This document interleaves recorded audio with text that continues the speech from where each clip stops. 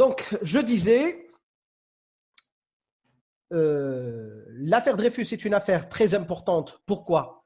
Parce que ça a révélé un petit peu un côté antisémite chez les Français. Et les Français, en fin de compte, à cause de cette affaire de Dreyfus, se sont divisés en deux camps. Un camp qui était pour Dreyfus, on les a appelés les Dreyfusards, et un camp qui était anti-Dreyfus, qu'on a appelé les anti-Dreyfusards. Mais derrière cela, il y avait autre chose. Il y avait aussi un autre mot que je vais expliquer tout de suite, c'est l'antisémitisme. Qu'est-ce que l'antisémitisme? Anti, ça veut dire contre. Et sémitisme, c'est par rapport à sémite. Qu'est-ce que ça veut dire? Sémite, sémite, ça veut dire, de manière générale, juif. Mais ce n'est pas très juste. Pourquoi ce n'est pas très juste? Là, je vais revenir avec vous. Vous avez l'habitude maintenant avec moi de faire des bonds en arrière. Donc, on va revenir un petit peu en arrière pour expliquer cette histoire de sémite. Alors, vous pouvez faire après des petites recherches sur Internet. Là, vous avez le temps et j'espère les moyens. Sémite, ça vient de Sem. Sem, on dit dans la Bible, dans la Torah, le Taurat, l'Injil. Alors, Injil, ce n'est pas l'Injil, c'est la Bible, c'est le Kitab al-Muqaddas. On dit que Noé, alayhi salam, alors ce n'est pas notre Noé, mais Nouh, Nusra al-Islamiyya, la version musulmane, mais c'est Noé, la version un petit peu, je dirais, judéo-chrétienne, selon les juifs et selon les chrétiens, que Noé avait 3 fils. Alors, même chez nous, dans la religion musulmane, on dit ça, mais ce n'est pas vraiment exact. Alors, on dit que Noé avait 3 fils. Un fils qui s'appelait Sem, d'où justement l'appellation Sem, sémite, S-E-M-E-T-I-T-E. Il avait un autre fils qui s'appelait Cham, donc en arabe on l'appelle Ham, et un autre fils qui s'appelait Japhet ou Japhé, et qu'on appelle en arabe Yafith. Pourquoi 3 enfants? Moi, je vous explique un petit peu la chose. 3 enfants parce que à l'époque, il n'y avait que 3 continents. Enfin, l'humanité ne connaissait que 3 continents. L'Afrique, habitée par des Noirs, l'Asie, habitée par les jaunes, et on va dire l'Europe ou surtout le Moyen-Orient. Alors, pourquoi pas l'Europe? Parce qu'on considère que l'Europe a été remplie par des Asiatiques. Donc, il y a les jaunes. On voyait les Chinois, les Japonais, les Coréens et tout qui sont assez jeunes. Il y avait les Noirs, donc les Africains. Et il y avait aussi les, on va dire, qui ont la peau un peu mate, un petit peu à l'arabe. C'est-à-dire une peau qui n'est pas très très blanche et qui n'est pas très très brune. C'est-à-dire entre les deux, un juste milieu. Donc, ils ont interprété la chose ainsi. C'est-à-dire, pour eux, c'est sûr que si l'humanité a un seul père, Adam alayhi salam, Adam, et que ce père a eu des enfants, et puis après il y a eu Noé, Noé qu'on considère comme étant le 2e père de l'humanité, l'ab thani lil-bashariya, l'ab al-awwal al-bashariya, Adam alayhi salam. Pourquoi? Parce que, bon, on connaissait l'histoire de Adam, on ne va pas entrer dans les détails, est-ce que c'est vrai ou est-ce que c'est pas vrai? Est-ce que ça s'est passé comme ils le disent ou pas? Est-ce que le Coran le dit ainsi ou le dit pas ainsi? On a fait Ramadan, donc je me permets de parler du Coran, mais j'ai toujours l'habitude de parler de Coran. Alors, donc, est-ce que le Coran il le dit? Ça, c'est une autre histoire. Maintenant, après Adam alayhi salam, l'humanité, elle s'est pervertie. Elle a adoré des idoles, Abdul Asnam, et donc Dieu a décidé de balayer toute la terre avec l'eau. Qui a échappé au déluge? Tofan, Nouh. Et on considère que Nouh, il avait des enfants. C'est qui ces enfants? Eh bien, il avait 3. Un pour les Noirs, un pour les Blancs et un pour les Juifs. Parce qu'à l'époque, on ne parlait pas d'arabe. Voilà. Et donc, le père des Juifs, c'est Sem. Le père des Noirs, alors tous les Noirs, peu importe qu'ils soient grands, petits, gros, etc., qu'ils soient berbères ou de l'Afrique du Sud, c'est Cham. Et le père de tous les Blancs, quand je dis blanc, c'est-à-dire blancs, qui ils peuvent être chinois, caucasiens hein, ou européens, donc ils ont la peau blanche, très blanche, hein, la peau très blanche. Ça, c'est Japhé. Et donc, automatiquement, pourquoi je vous raconte tout ça? C'est pour un petit peu illustrer mon cours et expliquer cette définition de sémite. Et donc, ils ont considéré, d'après la Bible, maintenant j'entre dans mon sujet à moi, ils ont considéré, d'après la Bible, d'après la Torah, que les Juifs sont une espèce sémite. Alors aujourd'hui, si vous faites une petite recherche sur Internet, pour trouver الأصول السامية أو القبائل أو العرق السامي, vous allez trouver les Juifs, vous allez trouver les Arabes, vous allez trouver les Éthiopiens, vous allez trouver les Somaliens. On parle aussi de langue sémite, l'orat samia. C'est de là que vient cette appellation de sémite. Moi, je pense personnellement que c'est une espèce d'explication, c'est une tentative d'expliquer le monde à l'époque. Ils voyaient des gens de différentes couleurs et ils ne savaient pas comment expliquer ça. Donc pour eux, oui, Noé, hein, si on est tous les fils d'Adam, on a tous la même couleur. Mais si on est les fils de Noé, on n'a pas tous la même couleur. Il y a 3 enfants, 3 fils, hein, et chacun il a une couleur, et c'est ce qui explique les différentes couleurs de l'humanité, les noirs, les blancs et les juifs. Alors je dis les juifs. Et pourtant, quand on dit Sem, il y a aussi les arabes. Donc, quand on dit antisémite, ça veut dire anti-juif ou anti-arabe? Eh bien, c'est les deux. Antisémite, ça veut dire anti-juif pour les Européens, mais si on plonge dans la définition, ça signifie aussi anti-arabe. Alors, vous imaginez les Palestiniens qui sont arabes et qui attaquent les Juifs pour défendre leur terre. On les accuse d'être antisémites. Le problème, c'est que s'ils sont antisémites, ça veut dire qu'ils sont anti eux-mêmes, ce qui est faux. Mais aujourd'hui, si vous allez en Europe, si vous ouvrez le dictionnaire, si vous utilisez le mot antisémite ou antisémitisme, ça veut dire une seule chose. Ça veut dire contre les Juifs. Les Arabes ne sont pas pris en compte. Et ça, c'est complètement faux. Antisémite, ça veut dire contre l'origine sémite. Et l'origine sémite, il y a les Juifs, il y a les Arabes, il y a les Somaliens, il y a les Érythréens, il y a une bonne partie du monde qui appartient. Vous n'avez qu'à voir la liste. روحوا الانترنت روحوا الويكيبيديا واكتبوا بالعربيه ولا بالفرنسي اللغات الساميه. alors ساميه ماشي ساميه يعني من السمو. non non non, ساميه يعني نسبه الى سام. donc les langues sémites en français, les اللغات الساميه باللغه العربيه, et vous allez voir dans les langues sémites, il y a l'arabe, il y a le juif, il y a le babylonien, le cananien, il y a plein de langues. L'araméen, tout ça, c'est des langues qui se rapprochent et qu'on appelle des langues sémites. Si on considère toutes ces langues-là comme des langues sémites, c'est-à-dire, déjà, moi je suis arabe, donc je ferme la parenthèse c'est-à-dire entre les arabes et leurs cousins, les juifs. Les arabes et les juifs sont cousins. Les arabes et les juifs sont des cousins. C'est pas moi qui le dis, hein. C'est toujours les textes de la religion, qu'elle soit musulmane, juive ou chrétienne.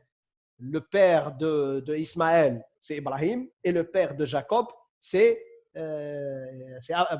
le père d'Ismaël, c'est Abraham, Ibrahim alayhi salam, et le père de Jacob, Jacob, c'est Ibrahim alayhi salam.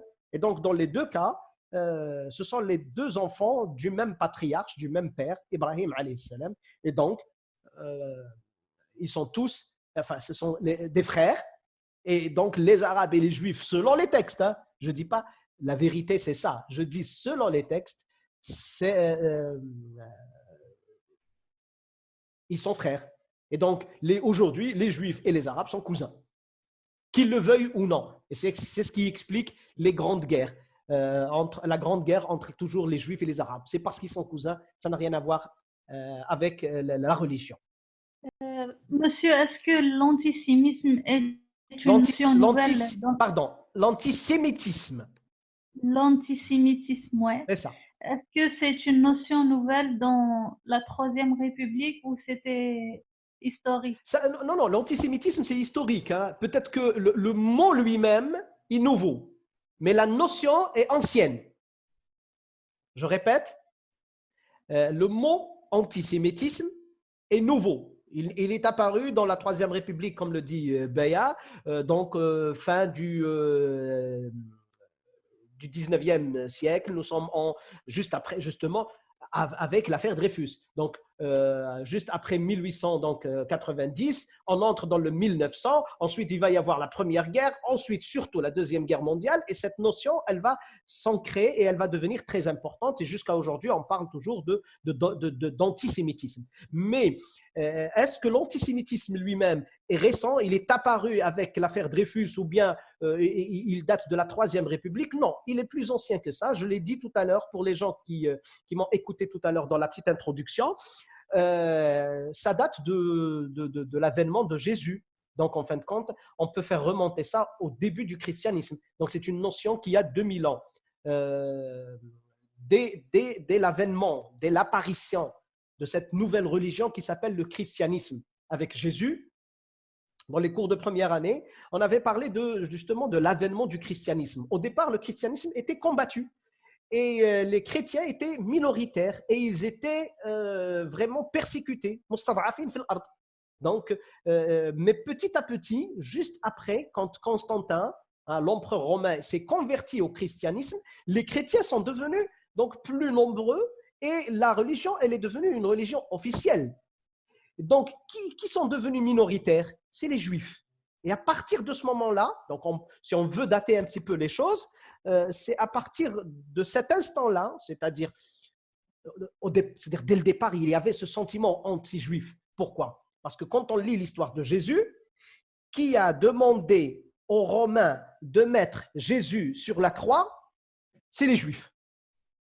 Je disais tout à l'heure, et on oublie que Jésus lui-même est juif. Vous avez lu avec moi le texte de Zola. C'est pour cette raison que Zola, dans la fin de son texte, pour les Juifs, il leur dit Jésus, il a pardonné. Et vous, vous êtes chrétiens. Pourquoi vous ne les pardonnez pas? Si Jésus lui-même a pardonné, apprenez à pardonner comme Jésus. Et donc, pardon, je ne peux même pas prendre un verre d'eau. Pour répondre à Beya, non, l'antisémitisme n'est pas, c'est-à-dire le mot est récent, mais la notion, elle est ancienne. Elle date, c'est-à-dire pratiquement de la crucifixion de Jésus, mais au départ, il n'y avait pas une haine contre le juif, mais petit à petit, ça a commencé à se développer et à prendre de l'ampleur. Je ne sais pas si vous connaissez l'histoire de Jésus dans le détail, mais je vous demande d'aller lire l'histoire de Jésus. Et dans l'histoire de Jésus, vous allez trouver un nom très important. Judas. Judas l'Iscariote. Vous voulez chercher en arabe? Yehuda al-Iscariote. Yehuda b'dhala, مش Yehuda, Yehuda. Yehuda al-Iscariote. Alors, qui est ce Yehuda? Comme par hasard, Yehuda, hein? Judas, judéo, judée, juif. Vous voyez? Yehuda al-Iscariote ou Judas l'Iscariote, on dit que c'était un disciple de Jésus. كان من أتباع عيسى عليه السلام. Et on dit que c'est lui qui l'a trahi. On dit que c'est Judas l'Iscariote qui a trahi Jésus. Judas a trahi Jésus, comme Dreyfus a trahi la France. Vous voyez l'imaginaire, dans l'imaginaire collectif, c'est ça. Les Juifs, c'est des traîtres. Ils ont pris la trahison en modèle de. Voilà, c'est ça. C'est-à-dire que, à l'époque, bien sûr, je ne parle pas de maintenant. D'ailleurs, jusqu'à aujourd'hui, les gens, ils pensent ça. C'est-à-dire, surtout nous, les musulmans. Nous, les musulmans, quand on a envie de s'insulter, on utilise le mot Yehudi. Hein? Quand on a envie de dire de mal de quelqu'un, on dit que c'est un juif, Yehudi. C'est culturel, c'est pas génétique, c'est culturel. On a grandi avec ça. On a grandi avec cette idée de détester le juif. Peu importe, même s'il est gentil. Et on oublie que détester le juif, c'est pas logique. Pourquoi? Enfin, c'est pas logique, c'est pas une question de logique. C'est pas normal. Pourquoi? Parce que nous, en tant que musulmans, le prophète, alayhi salatu wassalam, il y a beaucoup de juifs qui se sont convertis à l'islam de son époque. Dans les récits, dans les textes que nous avons, il y a même une épouse du prophète qui était juive, sa fille, hein. Elle était juive. Et donc, normalement, on ne devrait pas insulter les juifs. Normalement, on ne devrait pas les insulter. Maintenant, il faut faire la part des choses entre les juifs et les sionistes et l'antisémitisme. Et tout ça, c'est des notions qui sont très importantes. Et normalement, ce sont ces notions-là qu'on doit étudier en 3e année.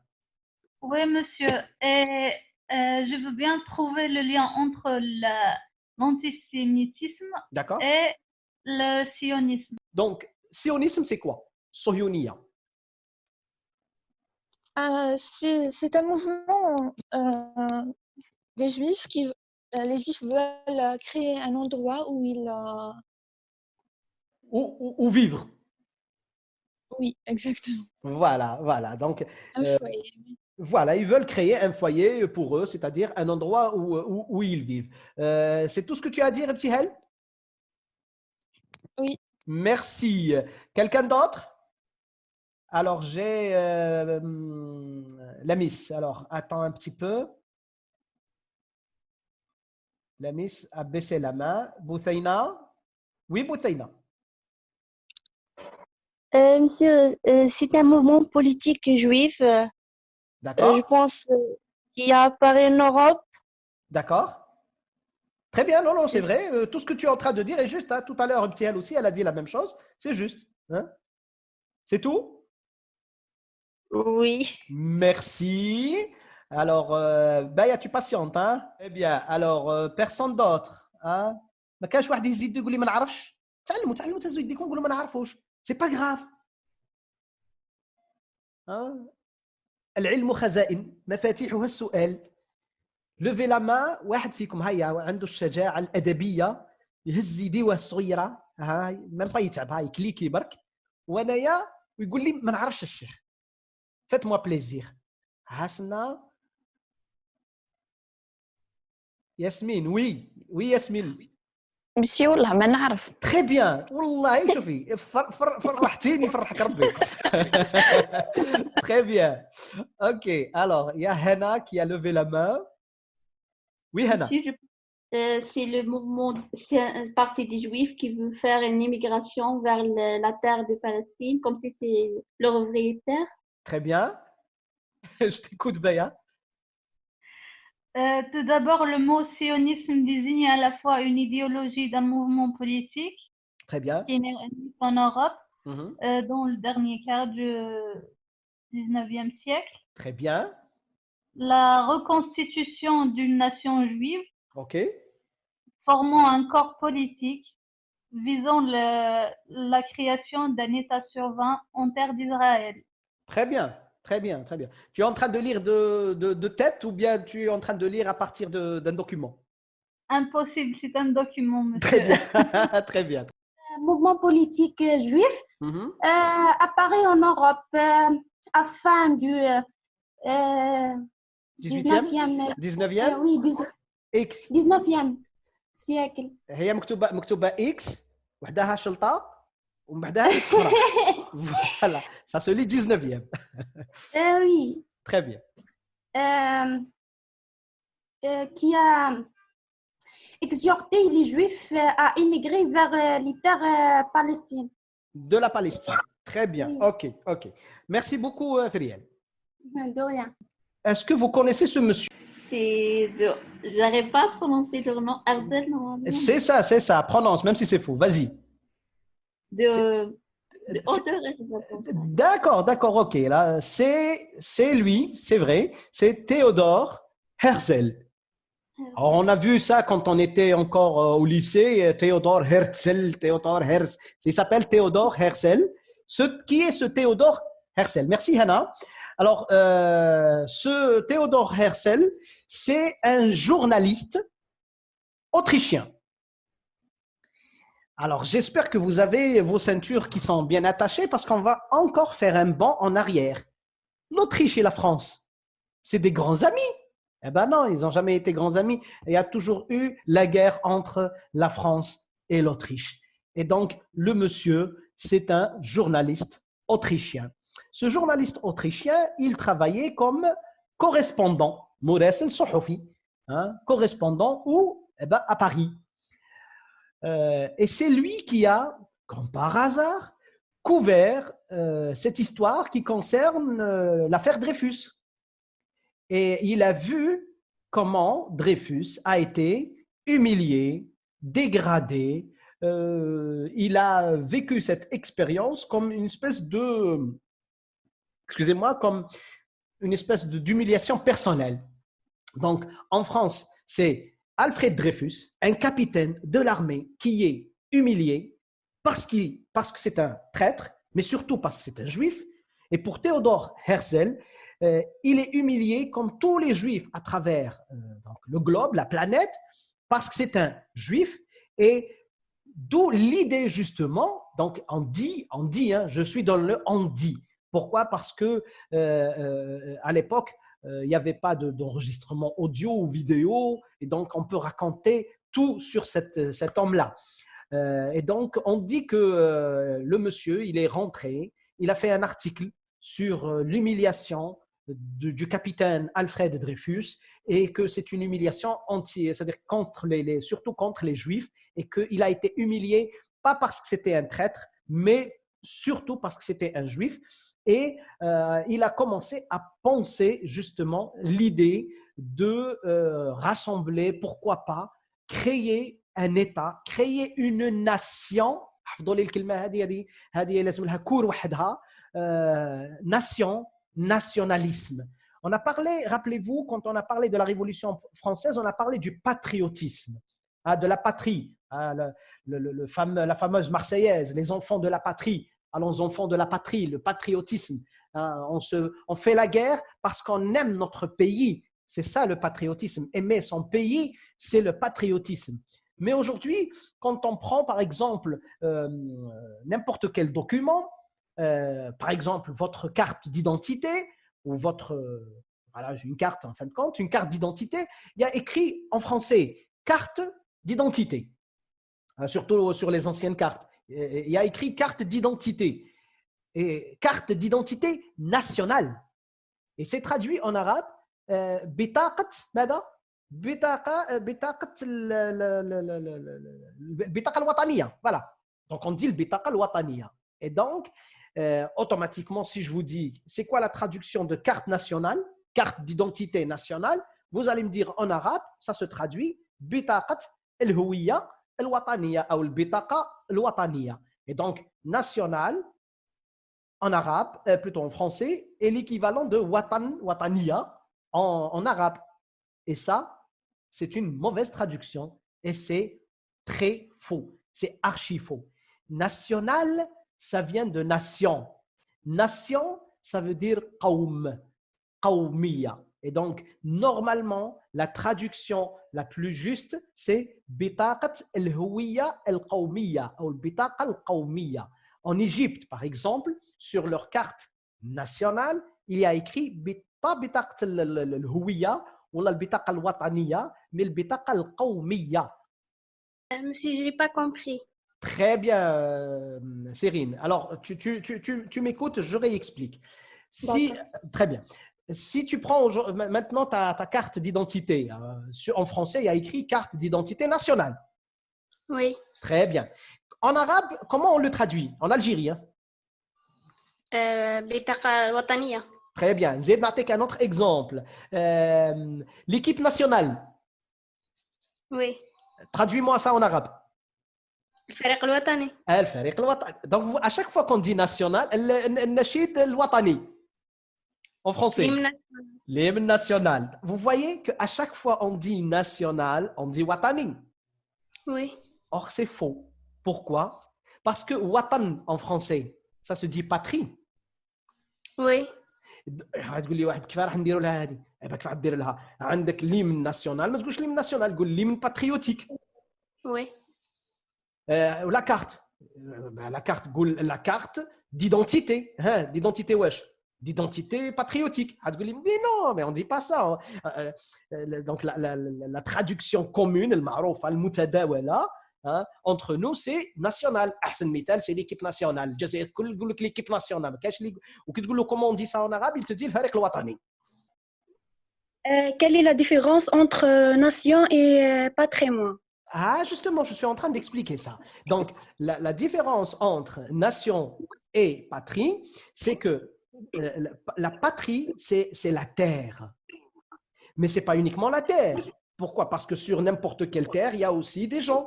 C'est-à-dire que vous, par exemple, quand vous faites la guerre contre un ennemi, vous ne faites pas la guerre juste pour la terre. Vous faites la guerre pour vos enfants, vous faites la guerre pour vos amis, pour vos familles, pour la richesse de votre pays, pour ce qui est construit. En fin de compte, quand vous dites « Ana uhibbu watani », en arabe, comment tu traduis ça en français? J'aime ma patrie ou bien j'aime ma nation? J'aime ma patrie. Eh oui, on ne dit pas j'aime ma nation. Ça? Et je pense, monsieur, je pense que la patrie s'est apparue en première fois en France. C'est les citoyens qui ont qui ont inventé ce mot. Non, c'est le mot. Voilà. Non, c'est-à-dire qu'il y a toujours, rappelez-vous, dans la première année, j'ai expliqué des choses comme ça. Il y a toujours la notion et puis après le mot. Il y a quelque chose qui existe et après on lui donne un nom. Donc, c'est sûr que l'amour du pays, des gens, en défend son territoire, ça existe depuis tout le temps, ça. Mais on lui a donné un nom en français, patrie, en arabe, hubb al-watan ou al-watan ou al-wataniya, et c'est ça. Parce que je vais vous donner comme ça des exemples. Dans l'histoire, par exemple, de la révolution algérienne pendant le colonialisme, on dit tout le temps en arabe, al-haraka al-wataniya, al-haraka al-wataniya, al-haraka al-wataniya. Comment ça se traduit en français? Le mouvement national. Voilà, on n'a jamais dit que c'était le mouvement patriotique. C'est vrai? Ouais. Voilà, on est toujours en train de dire mouvement national. Mais c'est quoi le nationalisme? Le nationalisme. Eh oui, parce que les deux notions sont liées. Les deux notions sont liées. Le sionisme est une forme de nationalisme. Et ça n'a rien à voir avec les juifs. Mais c'est juif. Et oui, c'est juif. Parce que c'est les Juifs qui ont commencé à parler de ça. Ce n'est pas les Argentins, ce n'est pas les Colombiens, ce n'est pas les Africains. Mais justement, cette histoire de nationalisme, patriotisme, et pour notre histoire, notre sujet à nous, sionisme, c'est une forme de nationalisme. C'est quoi mais les Juifs. Oui. Mais les Juifs n'ont pas de patrie à l'époque. Voilà, et ça, c'est un autre problème. C'est quoi? Ça veut dire quoi?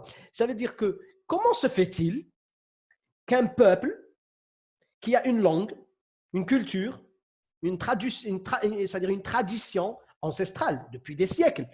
Quand on parle des Juifs, ce n'est pas hier qu'ils sont apparus. Quand on parle des Juifs, on parle des Juifs depuis Isaac, fils d'Ibrahim alayhi salam. Ça veut dire que c'est un peuple qui est très ancien. Ce peuple qui est très ancien, en fin de compte, il n'a pas de terre. Alors vous allez peut-être relier ça à une histoire de religion que Dieu leur a demandé d'aller prendre une terre et eux ils n'ont pas voulu prendre la terre. Moussa alayhi salam وقال له اذهب انت وربك فقاتلا نحن ها هنا قاعدون وانها محرمه عليكم. Allah Azza wa Jalla, il leur a interdit la terre, mais est-ce qu'il leur a demandé d'habiter une terre en particulier? Vous allez me dire la terre de Palestine. Eux ils disent ça. Ils disent c'est la terre de Palestine. C'est pour cette raison qu'aujourd'hui, ils parlent de ce qu'on appelle la terre promise, l'ard al-maw'ouda, ard al-mi'ad. Mais en fin de compte, moi j'ai envie de poser une question. Est-ce qu'un peuple est condamné à vivre sur un territoire en particulier? Je répète la question. Est-ce qu'un peuple, quiconque, n'importe, blanc, noir, rouge, musulman, kuffar, je m'en fous, est condamné à vivre sur un territoire X. Et quand je dis condamné, ça veut dire Dieu, il veut ça. Dieu, il veut que les Algériens ils vivent en Algérie. Non, pas forcément, monsieur. Voilà. Et ce qui a fait la notion de citoyen du monde? Et c'est ça, justement. Par exemple, si on prend le cas des Algériens, nous, les Algériens, on est quoi? On est arabe? D'accord. Si on est arabe, si on dit qu'on est arabe, ça veut dire que ce n'est pas notre pays, que notre pays, c'est l'Arabie, là où il y a les Arabes, l'origine des Arabes, là où il y a les ancêtres arabes. Donc, c'est quoi habiter un pays? C'est quoi cette idée de nationalisme? L'idée de nationalisme, c'est justement cette idée d'habiter un pays et de dire ce pays, il est à moi depuis des siècles. Et ça doit être mon pays et je dois le défendre. Et attention, je dois le défendre et je dois aussi exclure les autres. Je vais poser encore une question. Hein. C'est quoi le Houya al-Jazairiya?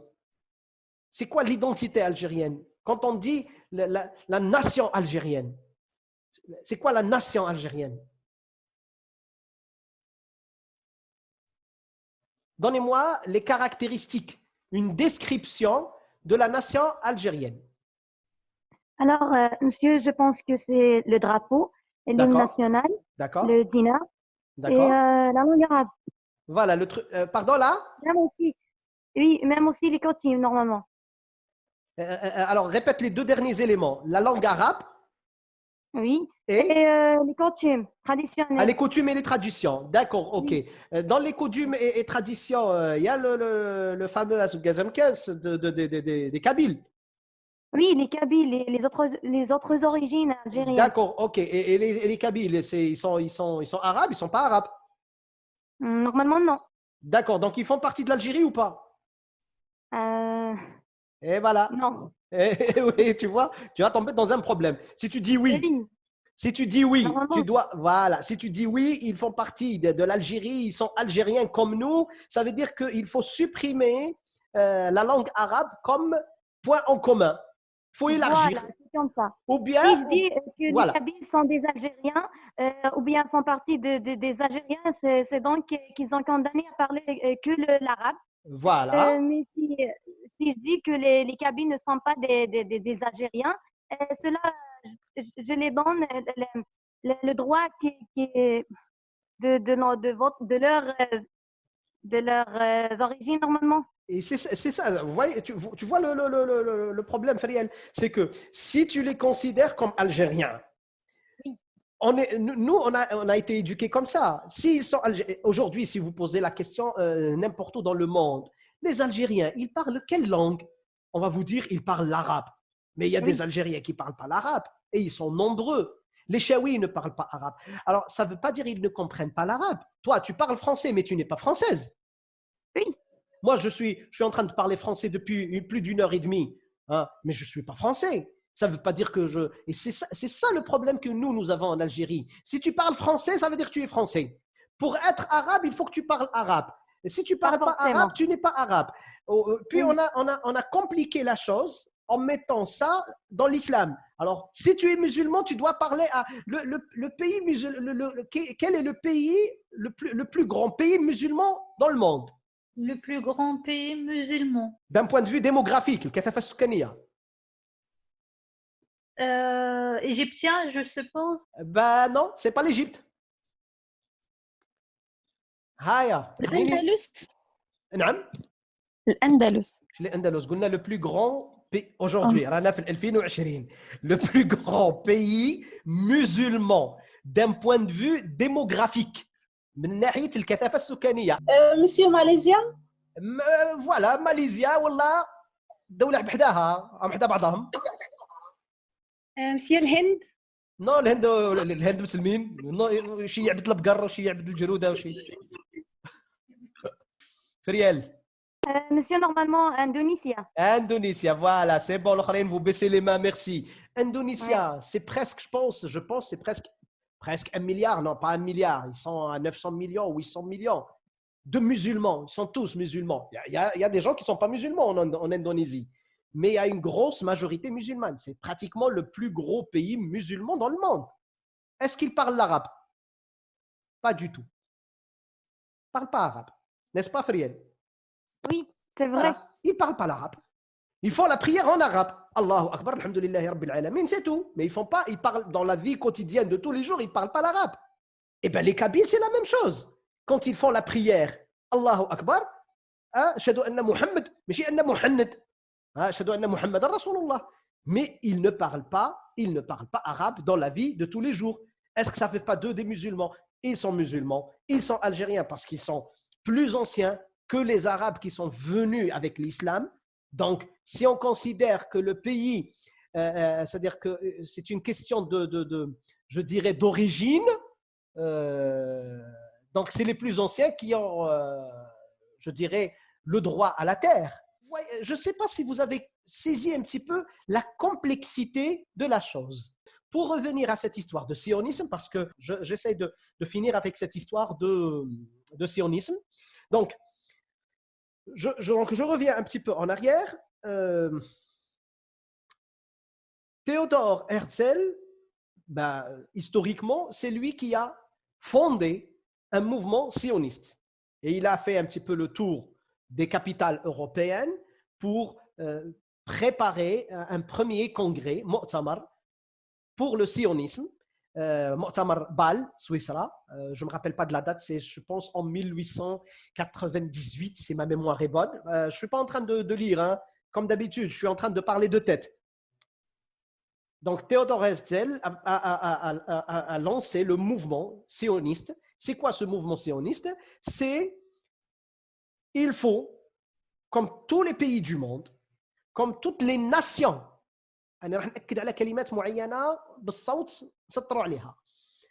comme toutes les nations, l'umam ou l'qawmiyat, parce qu'en arabe c'est un peu compliqué cette histoire de qawmiyat, qawmiya ou nation. Alors nation, c'est quoi nation? Alors qawmiyat, oui, peut-être le mot le plus juste c'est le qawmiyat. Donc, il a insisté sur ce mot, qawmiya. Alors, pour lui, les Juifs à travers le monde, c'est qui? C'est des gens qui parlent l'hébrien, la langue hébraïque, la langue juive, qui ont donc une religion. C'est la religion juive. À part ça, non, ce n'est pas une question de couleur. Parce que les Juifs, il y a des grands, il y a des petits, il y a des blancs, il y a des noirs. Alors là, il va y avoir d'autres problèmes, on verra ça après. Mais lui, il va lancer un mouvement qui s'appelle le mouvement sioniste. Ce mouvement, il vise quoi? Il vise à avoir un pays pour ces gens-là. Qui sont ces gens-là? Les Juifs. Quels Juifs? Et là, la question la plus importante, la question à $1 million, c'est les Juifs d'Europe. Pourquoi? Parce que les Juifs d'Extrême-Orient, les Juifs de l'Afrique du Nord, les Juifs, je dirais les Juifs d'Afrique, carrément, ils sont noirs, ils ne sont pas considérés comme Juifs. Donc, déjà, quand on part, c'est-à-dire dès le départ, le mouvement sioniste est un mouvement qui s'est développé sous la pression de l'antisémitisme. C'est pas tu n'as pas tort. Le mouvement s'est développé sous la pression de l'antisémitisme. Mais c'est un mouvement, donc le mouvement sioniste, dès le départ, c'est un mouvement pour les Juifs blancs d'Europe. Donc, dès le départ, c'est un mouvement comment? Allez, Hana. Sémitique? Non. Nesrine? Raciste? Très bien. C'est un mouvement raciste. C'est-à-dire, dès le départ, le mouvement, il est raciste. C'est un mouvement pour les Juifs blancs d'Europe. Ça veut dire quoi? Ça veut dire que c'est un mouvement qui exclut les Juifs qui ne sont pas blancs. Donc, vous voyez que c'est raciste. C'est un mouvement qui exclut les Juifs qui ne sont pas d'Europe. Donc, c'est un mouvement raciste. Et donc, dès le départ, c'est un mouvement raciste. Alors, vous êtes prêts à entendre le choc? Oui. Très bien. Le mouvement sioniste est un mouvement antisémite. Ça, c'est ce que les gens ne savent pas. Le mouvement sioniste est un mouvement antisémite. Et ça, on ne le dit pas. On ne le dit pas. Quand je dis on ne le dit pas, on ne le dit pas dans les médias. Pourquoi? Parce que c'est antinomique. C'est-à-dire que مضاد لنفسه qui fait صهيوني معادي لليهود. Ça n'a pas de sens. Hannah, ça a un sens? Non, Ça n'a pas de sens. Bloqué tout. oui. Est-ce que c'est ce qu'on appelle la maçonniste, monsieur? Non, la franc-maçonnerie, c'est autre chose. Erreur 404, bloqué tout. Voilà, c'est ça. Le mouvement sioniste, الحركة الصهيونية هي حركة معادية للسامية أي معادية لليهود parce que نقول لك بلاد السامية سي هم يعتبروها سي اليهود donc الحركة الصهيونية هي حركة معادية للسامية ce qui n'est pas normal. Alors si je veux alors il y a une vidéo, j'essaie de la trouver sur YouTube mais vous pouvez la chercher. J'ai pas le titre hein. C'est, je vous raconte rapidement l'histoire. C'est un monsieur, un journaliste apparemment, une télé qui ont fait, enfin, ils ont pas fait une caméra cachée, non, ils ont fait une émission. Le monsieur, il est là, il leur montre pas le livre, il leur montre les passages du livre. Comme ça, il leur dit, voilà le livre, il est ouvert sur la page, par exemple, à 40, il leur dit, lisez-moi ça et dites-moi qui a écrit ça. Alors, les gens, ils sont là à lire le contenu de ce livre, des passages. רעיון מצוין עולה בליבי, למשוך אנטישמים ישרים ולעשותם מחסלי הרכוש היהודי.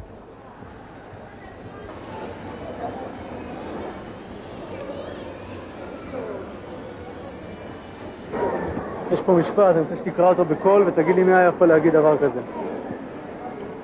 איפה? זה. רעיון מצוין עולה בליבי למשוך אנטישמים ישרים ולעשותם מחסלי הרכוש היהודי. מי היה יכול להגיד דבר כזה? אני יכול לקרוא את המשפט שוב?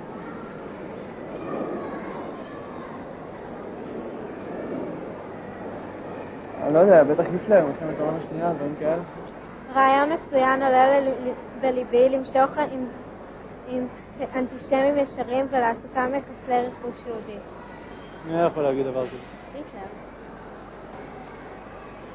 היטלר? היטלר. רעיון מצוין עולה בליבי למשוך אנטישמים ישרים ולעשותם מחסלי הרכוש היהודי. מי אתה חושב היה יכול להגיד דבר כזה? היטלר.